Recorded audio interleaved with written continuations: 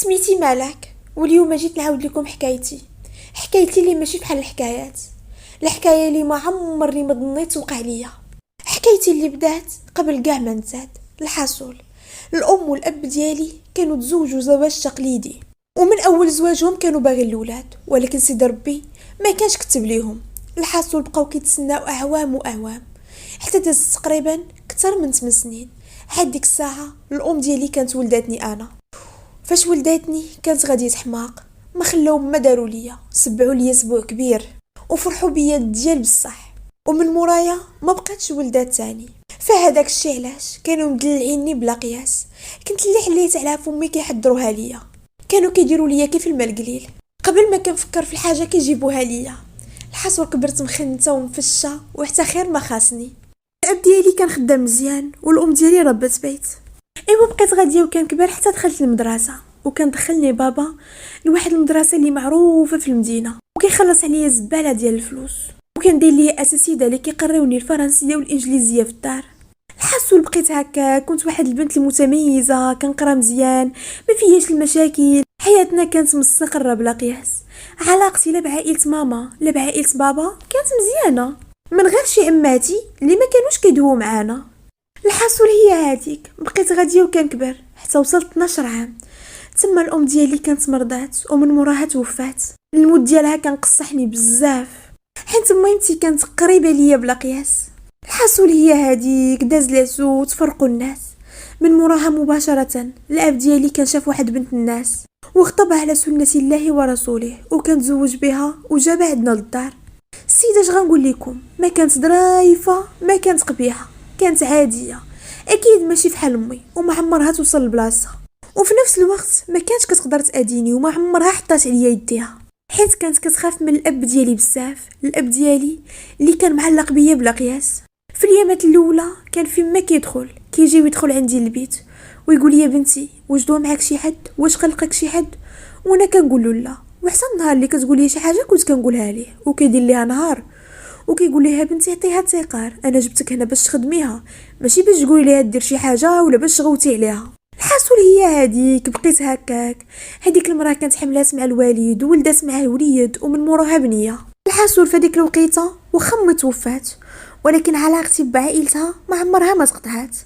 كنت كنمشي عند جدي العروبيه، ودائما كتلقايني في دار خوالي اللي كنت كنحماق عليهم وكيحماقوا عليا. كنت عزيزه عليهم بزاف، وكانت علاقتي مزيانه لا مع ولاد وبنات خالاتي وخوالي. كنا كنتلاقاو وكنبقاو قصارين كنضحكوا، وتقريبا كنت انا الصغيره فيهم حيت ماما كانت هي الصغيره. كنا كنتلاقاو وكنبقاو قصارين كنضحكوا، وتقريبا كنت انا الصغيره فيهم حيت ماما كانت هي الصغيره في الدار، وفاش تزوجات ما ولداتش بكري. الحاصل هي هذيك، بديت كنكبر حتى كنت وصلت للليسي ودرت سيونس مات. في الاول الامر كان عجبني، ولكن من بعد كنت زيرت بزاف. كان داكشي قاصح بلا قياس. هذاك الشيء علاش وليت مضطره من غير الاساتذه اللي كيجيو عندي حتى للدار.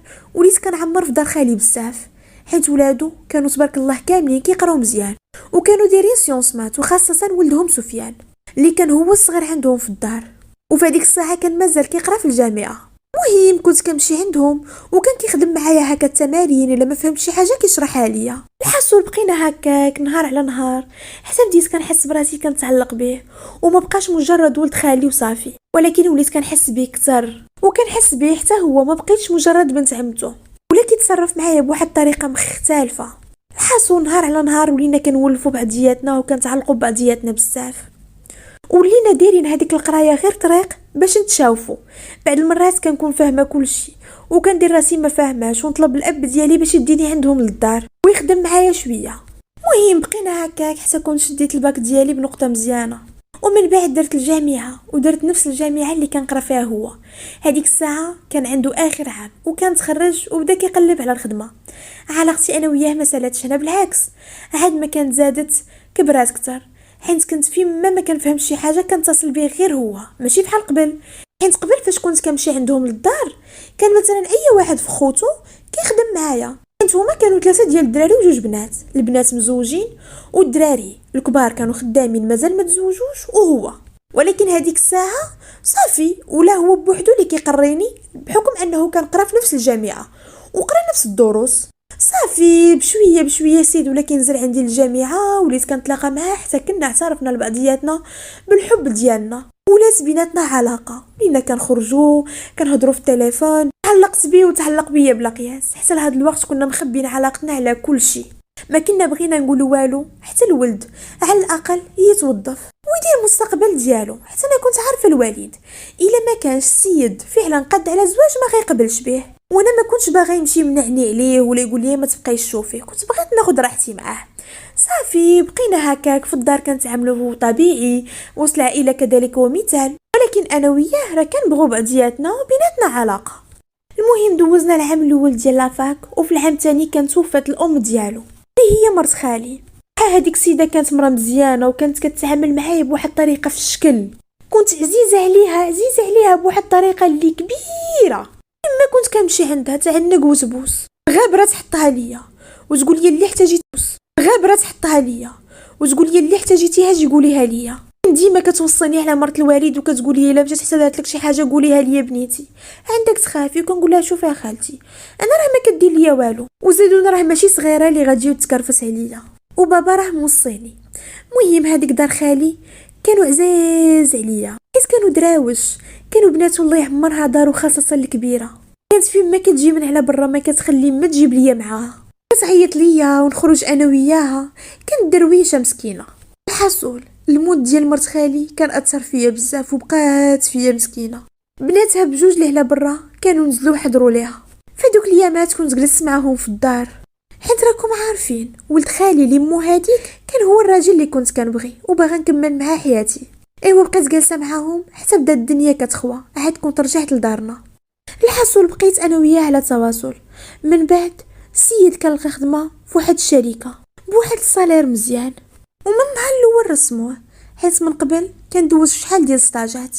المهم فرحت ليه بزاف حيت عرفت الا مشى حتى استقرات حياته غادي نتزوج انا وياه، وهذاك هو النهار اللي كنت كنتسناه هادي شحال. صافي السيد بدا الخدمه وانا في هذيك الساعه كنت كنقرا في الجامعه، وفي هذاك الوقت السيد كان تبدل معايا 180 درجه، ولا مهلي فيا بلا قياس، ديما يديني غير المطاعم الراقيه وديما يجيب لي الكادوات، حيت من قبل كان مزير شويه، وكنا في اغلبيه الاحيان يا كنمشيو نجلسوا حدا البحر يا كنبقاو غير نتمشاو. انا ما كانش عندي مشكل حيت كنت باغاه هو، ما باغا لا فلوس لا والو. المهم بقيت انا وياه وعلاقتنا غاديه وكتكبر. السيد كيدير جهدو كتر باش يبني مستقبله ويجي يخطبني من عند با، وكان قال لي ان شاء الله ما تجي فين تسالي الجامعه حتى تلقيني درت داري وهذيك الساعه نتزوج بك. صافي داز العام الثاني، في العام الثالث الاخر ديالو السيد كان خدا واحد الدار اللي كنت شفتها انا وياه. المهم تفاهم قاد لها الوريقات، ومن موراها بدينا كنفرشوا فيها. فرشتها كامله على ذوقي، كان اي حاجه كيبغي ياخذها للدار ضروري خاصني نكون حاضره ونقول له واش عجباتني ولا لا. ومن غير الدار اي حاجه بغى يديرها في حياته، اي حاجه كنت باغا نديرها في حياتي كنتشاور معاه فيها. كنت الا بغيت نمشي غير الحمام، الا بغيت نمشي غير الحانوت، خاصني ضروري نتصيفط له ميساج ونقولها ليه. كيعرف عليا كل شيء وكنعرف عليه كل شيء، هادشي بينو وبينو، اما قدام العائله كنا كنحاولوا نتصرفوا عادي. واخا شي وحدين هكا في بنات ولاد خالي وخوالاتي كيبداو يقولنا هاي هاي هاي هاي هادشي عندكم قوه، ولكن حنا كنا كنقول لهم لا ما كاين حتى شي حاجه عادي، راه غير كنهضروا مثلا في القرايه. مهم كنا كندريبليوهم، كانوا شاكين ما شاكينش، ما عارفينش بالضبط اشنو واقع بيناتنا، ما عارفينش واش حنا بصح مجرد اصدقاء ولا بيناتنا شي علاقه. وحنا ما كناش عاطينهم راس الخيط نهائيا، لا انا كنت منه اللي كيعاود ولا هو. كنا دايرين مجهود كبير غير باش با ما يسيقش اخبار لهاد العلاقه، حيت كنت عارفه ما غاديش يتقبلها. انا با كيحماق عليا وما كيخلي ما يدير على ودي، ومتفتح يخليني نخرج يخليني ندير اللي بغيت، ولكن في نفس الوقت عطيني واحد الثقه وكيقول لي بنتي وياك نسمع عليك شي حاجه اللي ما تعجبنيش، وياك يا بنيتي تهرسي الثقه اللي داير فيك. وانا كنت كنحترم هذا الشيء بزاف، وكنت صراحه دائما كنحس بتانيب الضمير في الوقت اللي كنكون مع هذاك ولد خالي، ولكن اللي كان كيصبرني انني كنت عارفه ومتاكده ان الولد ناوي معايا الحلال، وكنت كنبغيه من كل قلبي. الحصول هي هذيك بقيت معاه حتى الامور الحمد لله تقادات، كان وجد راسو قد اموره، وحتى انا كانت عندي اخر سنه في الجامعه وغناخذ الدبلوم ديالي. صافي قررنا انه من مورا الامتحانات اللي هو اللي كنخدم معايا وبريبارا معايا كل شيء غادي يجي ويخطبني من عند با. المهم دوزت الامتحانات ديالي والحمد لله كل شيء داز مزيان، ومن موراها مباشرة الولد دوا مع باه وقال له بغيت فلانة. قال له باه مرحبا، ما لقاوش حسن من بنت اختي ومربيه على يدينا، بنت الله يعمرها دار، دريويشه فوق من هادشي كامل يتيمه. ايوا هذيك الساعه قال له انت غير خرج من الموضوع، انا غندوي مع باه، بس زعما يحدوا الموعد اللي يجوا فيه يخطبوني، حيت هما في بالهم ان با غادي يقبل وما عنده لا يشرفض، لان الدري تبارك الله كان خدام مزيان بدارو بطوموبيلته ما ناقصو حتى شي خير.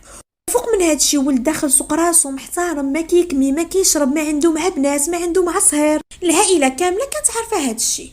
ايوا با كان هاز التليفون واتصل ببا حيت مولف هو وياه كيهضروا، قال له الو فلان كيدير لاباس كيدير مع صحيحه، المهم هذيك الهضره العاديه. من بعد قال له عيط لك باش نجي عندكم للدار. با قال له الله ودي واش انت فاش كتبغي تجي كتشاور معايا الدار دارك مرحبا بك. قال له لا هاد المره راه مختلفه اسيدي، هاد المره بغينا نتناسبوا، بغينا نخطبوا بنتكم لولدنا. با كيف سمع هذيك الهضره كان تبدل، وديك الساعه قال له ما عندي بنات للزواج وهذا الموضوع يتسد هنا، الا بغيتو تبقى علاقتنا مزيانه. هذاك خالي ما فهم والو، تما كان تصدم، ما كانش عارف علاش با دار فحال هكا. مهم كان قال الولد هذاك الشيء والولد كان اتصل بيا وعاود لي داك الشيء كامل اللي طرا، وقال لي مال باك واش واقع شي مشكل، ياك ما باك عطي الكلمه لشي واحد، ياك ما كان خاطبك شي واحد. قلت له لا راه انت عارف كل شيء، الناس اللي دواو فيا با كنرفضهم حيت انا ما بغيتش وعارفني باغي نكمل قرايتي. قال لي ويلا لا قرايتك انت كملتيها وصافي دوزتي امتحاناتك ودابا كتسنى غير الدبلوم ديالك، علاش غادي يرفض هاد المره؟ قلت له والله ما عرفت. المهم انا تما ما كنتش قاده نقول لبا حتى شي حاجه، حيت خفت لي يقول لي انت متفقه معاه ولا كتعرفيه ولا شي حاجه.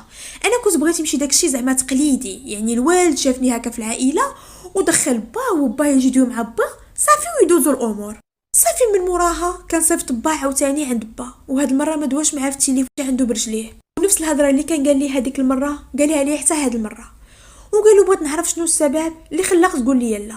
با قال له شوف انا بنتي ما بغيتش تتزوج، بنتي مازال صغيره ومازال بغيتها تخدم وتكون مستقبلها، وزيدون انا ما بغيتش الزواج ديال العائله، خليني معكم مزيان.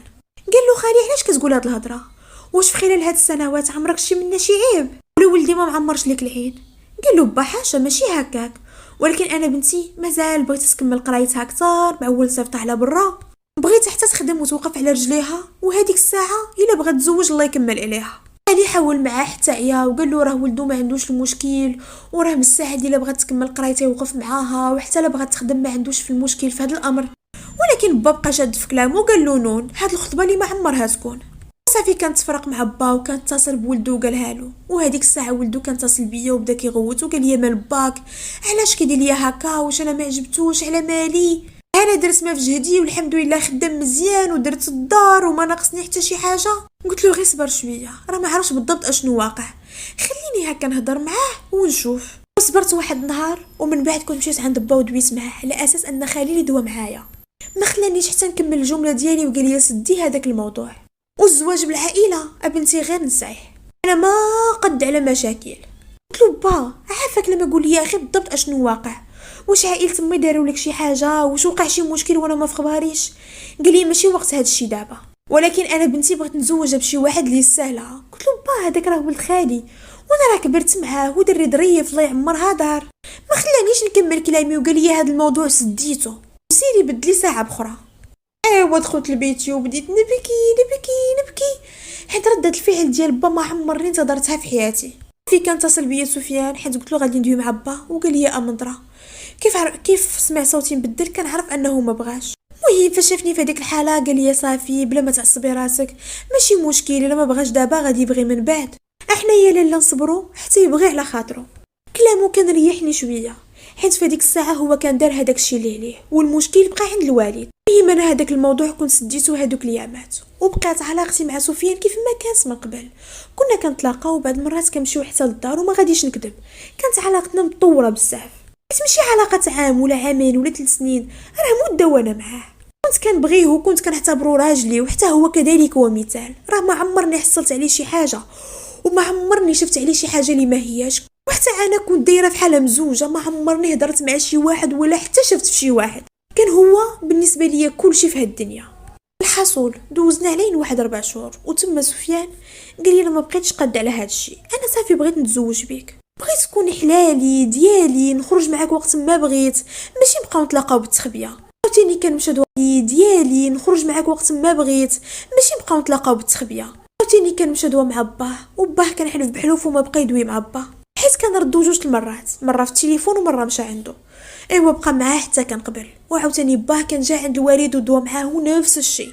الاب ديالي كان رفض وقالوا هذا الموضوع بلا ما تبقى تجي تدوي معايا فيه، راه بنتي ما غنزوجهاش لولدك. وهنا سالا الكلام. ايوا باه تقلق ومشى قالها لسفيان. وهذيك الساعه سفيان كان جاب رجليه عند با وقال له بغيت نعرف شنو هو المشكل بالضبط، انا بنتك كنبغيها وبغيت نتزوج بها، اشنو فيا اللي ما عاجبكش نبدلو؟ با قال له وليدي المشكل ماشي فيك انت، المشكل فيا انا ولدي بغيت اتساع. ما كنخرج معاه اللعيب وقال له انا الله ارتحيت من عائلتكم، وانا يلا هادي انا اللي حمار كان خصني بنتي من نصيفطهاش ليكم، كان خصني نقطع علاقتي بكم نهار اللي مات المرحومه، كان هادي. مهم ما خلاش فيه ديال المعيار. وسفيان كان بقى في الحال بزاف وكان قطع علاقته معايا علين واحد الشهر وزياده. تما كنت مشيت نحماق حيت انا كنت مولفه بزاف، كنت يوميا كنبقى انا وياه بمساجات في الدار، كنتلاقى انا وياه في الزنقه، يعني كانت معمر ليا وقتي. حاولت نتصل بيه، مشيت عنده حتى الخدمه وما بغاش يشوفني. حتى النهار اللي كنت شديته كان قال لي صافي سدي عليا هذا الموضوع، حتى الامتى غنبقاو بحال هكا. قلت له سفيان واش عارف شنو كتقول؟ واش عرفتي علاقتنا فين وصلت؟ راه ما يمكنش هادشي اللي كتقول فيه. دابا واش بغيتي تخلى عليا؟ قال لي لا ماشي مساله بغيت نتخلى عليك، ولكن راه باك صد جميع البيبان، اشنو بغيتيني ندير؟ وانا في الاول وفي الاخر كنبقى راجل وعندي كرامتي، وباك جرحني في كرامتي. انا شنو خاصني حتى يرفضني؟ درت الجهد فوق الجهد وشريت الدار اللي ما قادش عليها، ورقت في الكريديات غير على ودك. فرشت الدار من طقطق حتى السلام عليكم، ووجدت فلوس الصداق وفلوس العرس باش نسكت لي فمو الا دوا، وهو ما عطاني حتى فرصه. مهم انا ما نكذبش عليكم في هذاك الوقت، اولا كنت كنبغيه وما نقدرش نتفارق معاه، وثانيا كنت غلطت معاه. يعني انا ما يمكنليش نتزوج بواحد اخر من غيره، حيت الا مشى حتى عرف با هذاك الشيء اللي طرا راه غيذبحني ما فيهاش. مهم انا كنت مشيت عاود وهضرت مع با وبكيت عليه حتى عييت، وكان ضربني لاول مره وقال لي هذا الموضوع سديه وما تبقايش جبديه ليا. انا تما ما عجبنيش الحال وما تقبلتهاش، وهزيت حوايجي ومشيت نيشان لدار جدي. وتما عائله با كلهم ساقوا الخبار، حيت كنت عاودت لهم هذاك الشيء اللي طرا. مهم با كان جا وكان هزني وردني للدار، قال لي هادشي اللي كنتي كديري في المراهقه راه ما بقاش نافع معايا، دابا غتجلسي هنا وبكي حتى تشبعي. سفيان غير نصايح نقولوا با عطيني غير سبب مقنع. كيقول لي ما كاين حتى شي سبب، انا هذاك الولد ما ارتحيتش ليه وما عجبنيش وما بغيتش نزوجك ليه، ومن هذا الشيء كامل انا عائله امك ما كنحملهاش. قلت له با واش انت مأكد من هاد الهضره اللي كتقول؟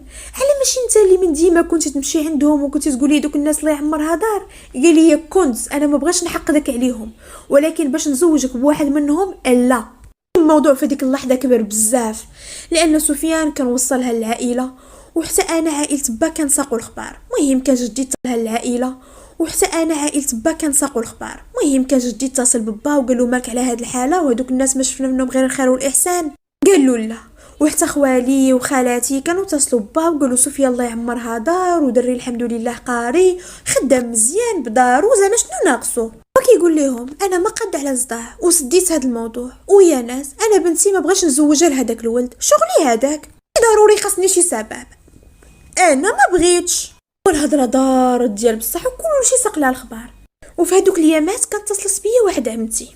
هاد عمتي ما كانش عندي معاها من الاساس، يعني كانت في شكل انا ما كنرتاحش لها، وهي كذلك ومثال. عرفتي شي واحد اللي فهمتي ماشي مخاصمه معاه وفي نفس الوقت ماشي مصالحه انت وياه، يعني السلام السلام في الحدود.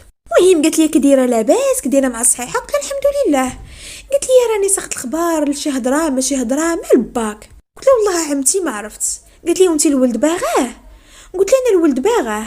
واش انت كنتي كتعرفيه؟ المهم انا من خلال هضرتها كنت حاسه بها انها باغا تجر ليا لساني، وانا كنت كنخاف منها بزاف حيت عارفاها ما غتبغيش ليا الخير، وخفت لا نمشي نقول لها شي حاجه وتقولها لبا. المهم في الاول بديت عليها لا راه الولد ما كنعرفوش وراه غير زعما شافني وعجبته، ولكن انا سفيان راه كنرتاح ليه، ولد خالي وكنمشي عنده عاجبني الولد وباغا نتزوج به. قالت لي شوفي يا بنت خويا هذاك الولد بالضبط ما يصلحش ليك، وبعدي عليه قد ما بعدات السماء على الارض. قلت لها علاش كتقولي هاد الهضره؟ وتما بديت كنعاير فيها وقلت دابا انت شنو دخلت طاطك في هاد الشيء؟ واش انت سوقك؟ واش باش تدخلي بخيط ابيض جايه تشعلي العوافي؟ مهم ما خليتش ليها من المعيار. فاش خويت قلبي مزيان جيتها من الاخر وقلت لها سمعيني انا ما بقى عندي ما نخسر، شي سفيان ماشي غير ولد خالي وصافي، سفيان راه كنبغيه وكيبغيني وما مستعداش نتخلى عليه، واخا نضطر نهرب انا وياه. سفيان ما غنتخلاش عليه، وهاد الهضره قول ليها لمن ما بغيتي، حيت ما بقى كيهمني حتى شي حاجه وكنت قطعت عليها التليفون. اش غنقول لكم، راه ما كاملاش حتى ساعه المكانه كان جات عندنا في الدار. انا كنت جالسه في بيتي حتى كنسمع الصداع. انا كيف سمعت صوتها تخلعت وقلت ميمتي غتجي وتفرشني وتقول لوالد كاع هذاك الشيء اللي قلت ليها، وفحال والو جايه غير باش تجبد ليا الصداع وتقول بنتك ما احترماتنيش وعيراتني وهذاك الشيء كامل اللي قلت لها في التليفون.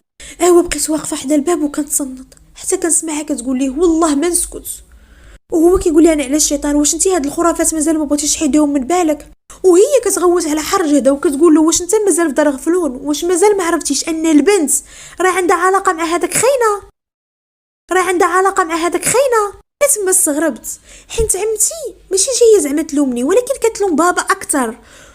في الاول ما فهمت والو، المهم بقيت واقفه حتى كنسمعها كتقول ليه راه الا كان هذاك الشيء ديال الزمان بصح راه خاصك ضروري ما تقول للبنت كلشي، راه هادشي ما فيش اللعبه ولد بويا. يقول لها انا على الشيطان واش انتي هذوك الخرافات مازال بغيتيش تحيدهم من بالك، راه قلنا لك ما كاين والو من هذيك الهضره، راه غير انتي كيتخيل لك كتقول له اسمعني انا ماشي مهم، المهم دابا هي بنتك الا كانت اصلا بنتك. انا كيف سمعت هاد الهضره الدنيا دارت بيا وقلت اش كتقول هاد خيتي. في هذيك اللحظه كان قوى الغوات بينها وبين با ودخلت مرت با حتى هي كتسمع الحيحه، شفت حتى هي حليت الباب وخرجت وقلت لي عليها حيت في داك الوقت كنت خايفه لبا زعما يسمع هذاك الكلام ويجي يضربني. فاش خرجت للصاله لقيته مشانق هو واختو، وكانت اول مره با يكون بهذيك العدائيه. كيف شافوني با بدا كيقول لها صافي سدي الموضوع، وهي كتقول له شوف والله ما نسدو واليوم خاص كلشي يتعرف. شفت فيه وقالت لي بالحرف الجمله اللي ما عمرني ننساها في حياتي، سمعيني يا بنت خويا مزيان، الا كنتي بنت خويا قبل ما تفكري في الزواج خاصك تاكدي شكون هما والديك، لا تولي واحله وطايحه في شي مصيبه اللي ما يبغيها لا ربي لا عبده. السيده كيف لحت هاد القنبوله حتات على بسطامها وسوارتها وزادت خلفها مع الباب. با كان جالس فوق الطليق وانا بقيت كنشوف فيه كنقول له با عمتي شنو كتقول اش هاد التخربيق. كيقول لي ما ديهاش في كلام هذيك المصيبه، هذيك راعي جاعره فيما مشات الله يسر دير شي مصيبه. كان ناض وجا قرب لي وقال لي بنتي واش بينك وبين سفيان شي حاجه. انا فاش شفت با هكاك خفت نقول لي شي كلمه، حضرت راسي وقلت له لا مشيت لبيتي وبديت كنبكي وكنفكر في كلام عمتي وكنقول اش هادشي اللي قالت، كيفاش خاصني نعرف والديا شكون، واش عمتي هادشي فعلا قصداتو ولا كيف عاد باغا تشعل غير العوافي وصافي. هذيك الليله ما شفتش الناس الليل كامل وانا كنفكر في هذيك الهضره. كنت نط وجبت تصاور وبقيت كنشوف راسي وانا صغيره، كنشوف تصاوري مع با وامي، كنشوف الشبه وكنقول لا ما يمكنش ما يكونوش والديا، اكيد عمتي باغا غير تجبد الصداع. بقيت هكاك حتى صباح الصباح كيف حليت عينيا لبست حوايجي وتميت خارجه كنشد الوالد وقال لي فين غادا. قلت له باغا غنمشي نسرح رجليا. قال لي دوزي تجلسي ما عندك فين تمشي. قلت له با راني قنطت مده وانا جالسه في الدار.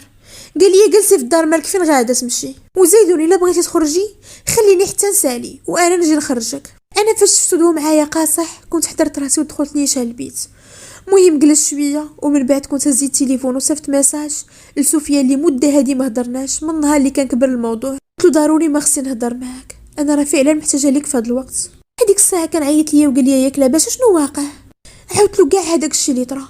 السيد قال لي ما ديهاش في عمتك راه فيا مات ميمتك الله يرحمها كان ديما مضاربه هي وياها ورا ما كيتحاملوش. المهم كنا هضرنا شويه وبديت كنبكي وقلت له وياها ورا ما كيتحاملوش. وقلت له حرام عليك دغيا نسيتيني ما بقيتي لا كتعيط لا والو. قال لي انا ما نسيتكش وما عمرني نساك، ولكن بغيت الاوضاع يبردوا شويه وحتى انا نفكر مزيان في هذا الشيء. قلت له فاش غتفكر سفيان واش عارف بالضبط شنو كتقول. سفيان انا راه كنبغيك وما نقدرش نعيش بلا بيك. قال لي حتى انا كنبغيك وما مستاهلش نعيش بلا بيك، ولكن هانتي كتشوفي بعينيك كي غنديروا لهاد الحريره. قلت له سفيان انا مستعده نهرب معاك، مستعده ندير معاك اي حاجه، انا مستعده لكل شيء الا نتخلى عليك. قال لي الله يهديك واش حنا باقيين دراري صغار. قال لي الا كان كيسحب لك هريب وداكشي ديال الخطيف غادي يغلبني راك غالطه، راه من دابا نجي نهزك وما يعرفوني حتى فين مشيت، ولكن ومن بعد راه الدوام والزواج هذا راه المعقول وكيبغي يتبنى على اسس صحيحه. سفيان كان كيفكر بعقله وكان دري ناضج، واخا بعد مرات كنت كنقول ياك ما كيتفلى عليا ياك ما حيت خدا داكشي اللي بغا صافي باغي يسمع فيا، ولكن من بعد كنحس بانه متمسك بيا من خلال الافعال اللي كان كيدير. حيت كل مره كيدخل واحد في العائله باش زعما يتدخل في الامور ديال الزواج. با كانت تعكس تعكيسه وحده. المهم صبرت واحد 4 ايام، وهذيك عمتي من هذيك النهار وليت كنعيط ليها ما كتجاوبنيش. في واحد النهار خليت با حتى خرج، لبست حوايجي وخرجت كنتسلت بلا ما تشوفني مرتو. شديت تاكسي ومشيت نيشان عند عمتي. بديت كندق في الباب ولكن حتى شي واحد ما جاوبني. بقيت جالسه في الدروج شحال وبديت كنسمع التقرقيب. تما كنت عرفت انها لداخل. بديت كندق بجد وكنقول لها عمتي عافاك لما حلي ليا، عمتي راه خاصني نفهم، عمتي الله يسهل عليك. بقيت واقفه تما شحال حتى كانت حلت ليا وقالت لي اشنو بغيتي لاش مصدعاني. تلاحيت لها على يديها وقلت لها عمتي العار قولي لي هذاك النهار اشنو كنتي كتقصدي بكلامك. قالت لي ديك النهار غير دويت وما قصدت حتى شي حاجه. قلت لها عمتي الله يسهل عليك لما قولي لي. قلت لها انا باغا نعرف با علاش معكسه التعكيسه كامله. عمرني شفت با كيتصرف هكا وكون غير كان هاد الولد ما خدامش ولا مثلا عنده شي مشكل ولا مثلا خارج الطريق. قلت لها الولد راكي كتعرفي الله يعمرها دار ظريف. بغيت نعرف بالضبط اشنو هو المشكل. انتي في الاول ما كانش باغا تهضر وهذاك الشيء كامل ديال هذيك النهار كانت ناكره وكانت كتقول لي ما عرفتش انا ما عدويت انا يا راهي كتمعصبه وما كنتش عارفه بالضبط شنو كنقول. قلت لها عمتي هذيك الهضره راه ماشي ديال اللعب وما يمكنش تقول لي معصبه وقلتيها. يا عمتي انا جيت عندك اليوم والتقليد في عنقك الا كنتي عارفه شي حاجه وما قلتيهاش ليا. سفيان غنجيك من الاخر بينو وبينو علاقه وكنبغيه وكنتلاقى انا وياه. الا كنتي عارفه بالضبط علاش با ما بغاش يزوجني ليه فعمرني اسمح ليك وهذه هي الاخره بيني وبينك ونسي شي حاجه سميتها بنت خويا. وكنت جمعت الوقفه وتميت خارجه. كانت عيطات عليا وقالت لي جلسي. ايوا جلست وقالت لي سمعيني هاد الهضره اللي غنقول لك راه قاصحه شويه وانا الصراحه ما عارفاهاش واش بصح ولا ماشي بصح ولكن شاكه لواحد النسبه كبيره وماشي غير بوحدي. شاكه انا واختي وحتى امي الله يرحمها. قلت لها عمتي شنو كتخربقي واش هاد الهضره اللي كتقولي فيها. قلت لها عمتي شنو كتخربقي واش هاد الهضره اللي كتقولي فيها. قلت لي دابا انت باغا تعرفي علاش انا بالضبط قلت هذيك الهضره انا غنقول لك. تما بقيت غير ساكته وما عارفاش بالضبط اشنو كتقصد. انت اصلا هذاك الشيء اللي غادي تقول لي ما عمرني ما تخيلته في حياتي. المهم بقيت جالسه وكنتسناها تهضر وهي كتدخل وتخرج في الهضره وتقول لي غير تصنتي ليا وما تسرعيش وغيسولي وما انا غير قلت لك ما عرفتش وانا هادي. قلت لها عمتي هذاك الشيء اللي عارفه قوليه وانا غادي نشوف. اسمعيني يا بنتي. قلت لي قبل ما تزادي كان وقع مشكل كبير ما بين باك وامك لدرجه ان امك كانت هزات حوايجها ومشات لدارهم ومن موراها رجعت ودات شويه الوقت وقالت لنا حامله وما كامله حتى شهرين مقاده حتى كانت اتصلت بينا وقالت لنا ولدات. فدوك شهرين ما كانت كتشوف حتى شي واحد وفين ما كنمشيو نشوفوها كتزوق حقا ما حقا كتوحم وما كتحمل حتى شي ريحه وخا صافي راه ما بقى ليها والو تولد وما بقى وحم في هذيك الوقيته. هادشي كامل كان دخل لينا الشك خاصه اننا من قبل كنا سامعين ان باك عنده شي علاقه مع هذيك ناديه ولا ما عرفش شنو سميتها. قلت لها شكون ناديه. قالت لي اخت سفيان. كتخربقي نتيا.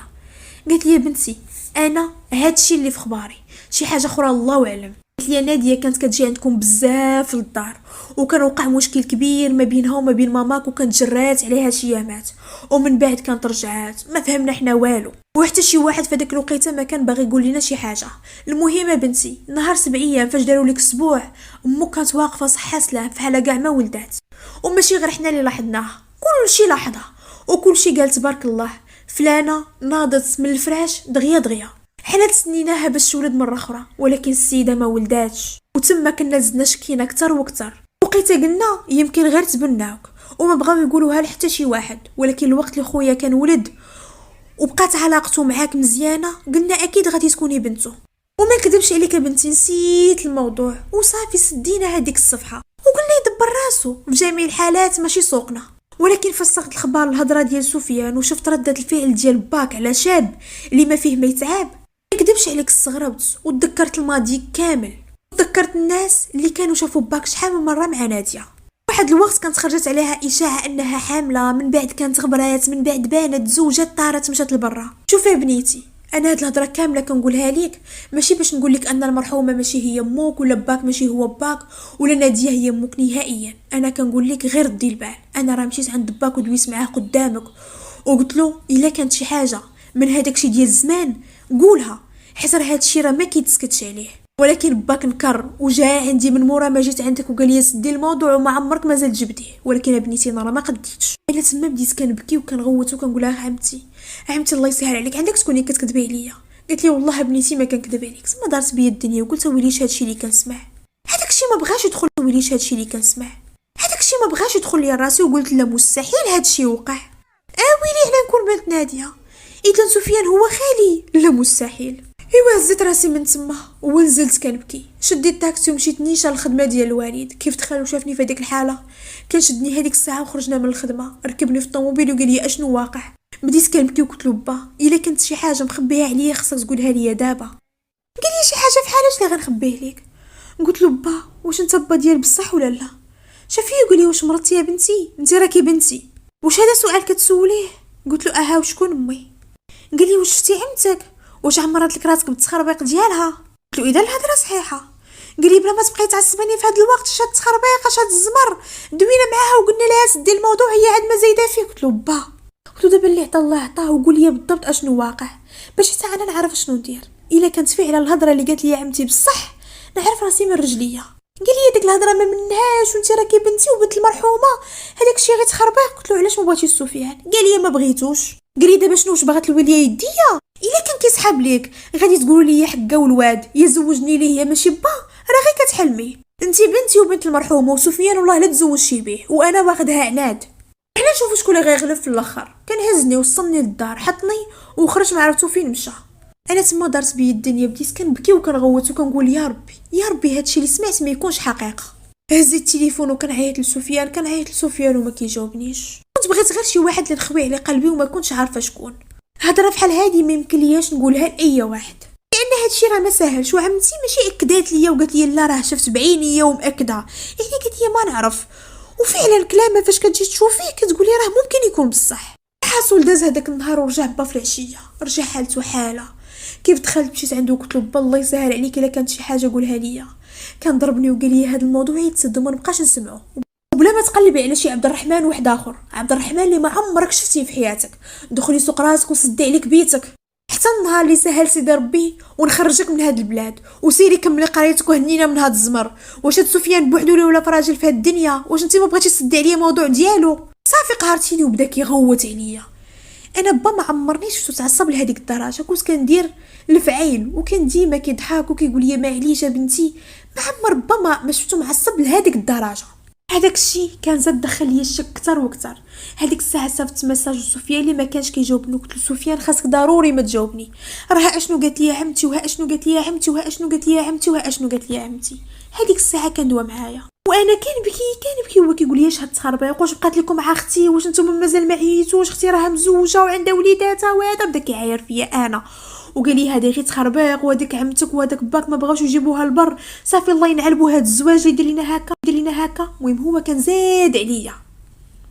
ومن بعد قطع وطفى التليفون الليل كامل وانا كنبكي. ما بقيتش شفت الناس، عقلي غادي يتفرقع بقوه التفكير. وليت كنتذكر هذاك الشيء كامل اللي داز في الماضي. كنتذكر ناديه بنت خالي الوقت اللي كانت كتجي من برا، كتجي عندنا للدار، كتهزني كتخرجني الكادوات اللي كانت كتشري ليا.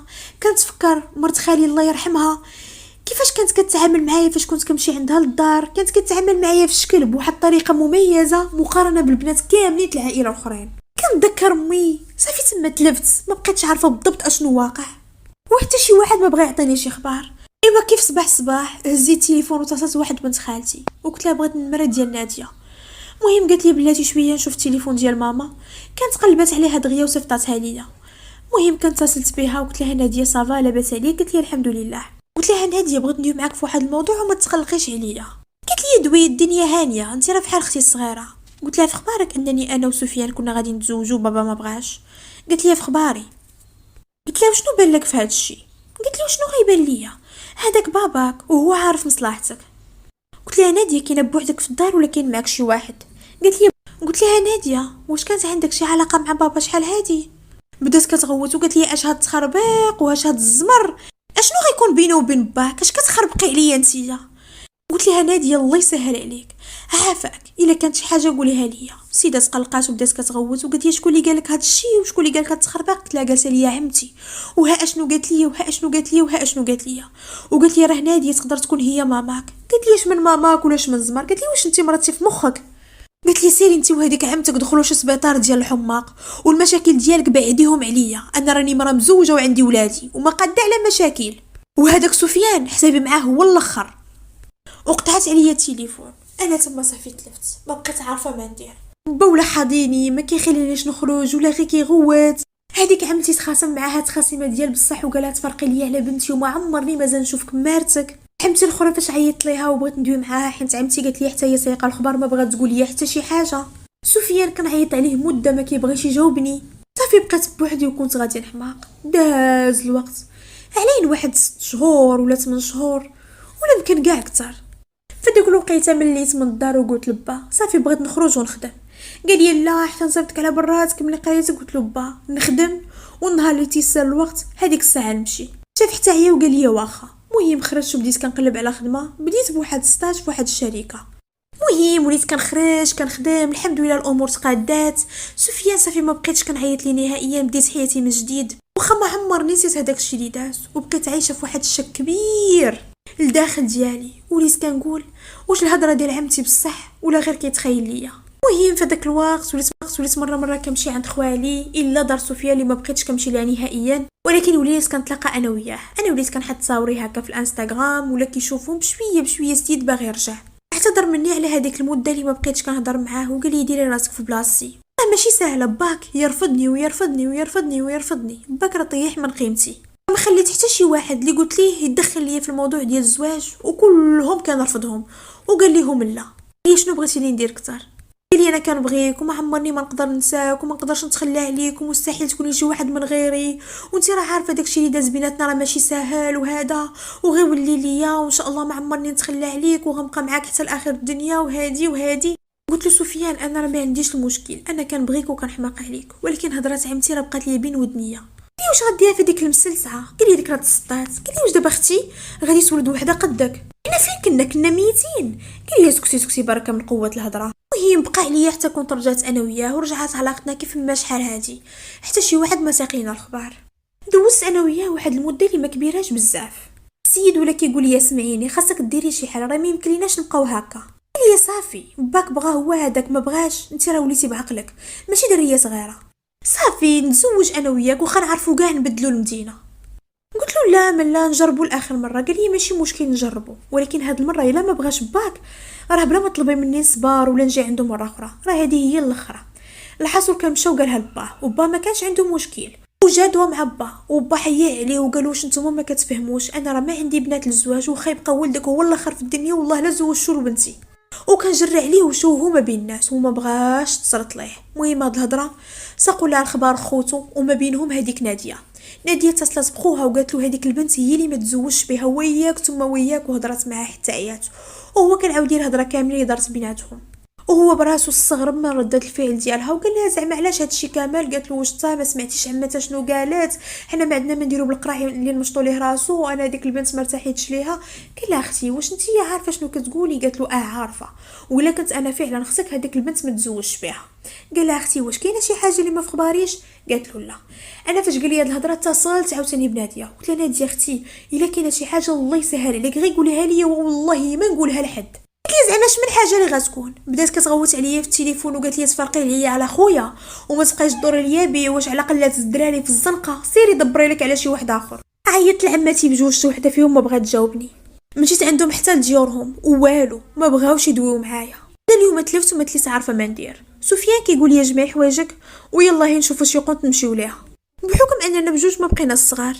انا ما نكذبش عليكم خايفه بزاف خايفه من الهضره اللي قالت لي عمتي خفت الله يسر تكون بصح.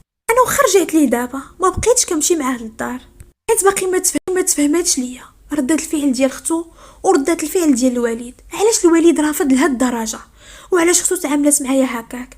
من حقها تقلق ولكن ماشي لهاديك الدرجه. انا مشيت اتهمتها بشي حاجه انا غير سولتها. السيده كانت عدائيه وما عمرها كانت معايا هكاك. فيا اليوم موقف لي البيضه في الطاس وقال لي حتى امتى غنبقى نتسناك؟ انا راه غادي وكنكبر وخاصني حتى انا ندير داري وندير وليداتي. انا كنبغيكم نساعد ندير المستحيل على ودك مستعد نمشي معاك حتى لاخر الدنيا ونبني معاك حياتي ولكن حتى انت خاصك تغامري شويه وتجي معايا. انا ما نكذبش عليكم باغا نمشيو خايفه ما تليت عارفه ما ندير. بعض المرات كنقول ذنوبي عليهم هما اللي وصلوني لهذا الشيء اللي كندير. اولا با كون قبلكم تزوج بيه بسنه الله ورسوله قدام كل شيء ولكن هو اللي غيخليني نهز حوايجي وما يعرفني حتى فين زدت. بالنسبه لهضره عمتي اللي ما عرفتش واش بصح ولا ماشي بصح فانا ماشي مسؤوله عليها. سولت حتى عييت وبكيت حتى عييت وحتى شي واحد ما بغى يعطيني الخبر. كلشي ناكر وكلشي كيقول لي هاد الهضره ما منهاش، واخا كلهم عارفين انني كنبغي سفيان. الحاصل هذه هي قصتي اللي بسببها النعاس ما بقيتش كنشوفو. قصتي اللي ما عمرني تخيلت وقع ليا. ما عمرني شي نهار قلت غادي نشك ان با ما يكونش با وامي ما تكونش امي، وباقي لحد الان ما عارفاش واش با اصلا با وامي هي امي، ولا واقعه شي حاجه اللي انا ما فخباريش، ولا عمتي كتخرف وحتى شي حاجه من هادشي ما واقعه. ولكن با علاش رافض؟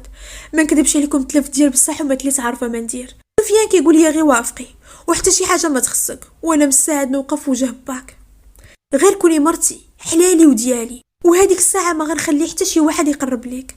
فاش كنجبد له الهضره ديال عمتي كيقول لي داك الموضوع سديع وما منو حتى شي حاجه، واش انت حماقيتي؟ ولكن انا ما نكذبش عليكم، هذيك الهضره بين عينيا وخايفه لا تمشي تطلع بصح. الحاصل ان اليوم جيت نعاود لكم قصتي حيت فعلا تالفه. ما بقيتش عارفه واش نتبع سفيان في داك الشيء اللي بغا ونتزوج به ونحطو با امام الامر الواقع، قولوا لي هذا الشيء اللي عطا الله، ولا صافي نقطع علاقتي معاه واخا ما غنقدرش. انا جربت المده اللي ما كنتش كنهضر معاه كنت غادي نحماق. سفيان ما عرفتش، سفيان صعيب نتفارق معاه لانني فعلا كنبغي لواحد الدرجه اللي كبيره بزاف. ومن غير هذا الشيء سفيان راني غلطت معاه، الا مشيت حتى تزوج شي واحد من غيره غادي تجبد ليا صداع كبير. الحاصل هذه هي قصتي اللي ما تليت عارفه فيها ما ندير، قصتي اللي عاودتها لكم وكنتمنى من كل قلبي انكم تنصحوني، حيت فعلا الدنيا دارت بيا وما بقيتش عارفه ناخذ قراري، وحلت ما بين با وما بين سفيان. الا درت الخاطر لواحد الاخر غيخسر ليه.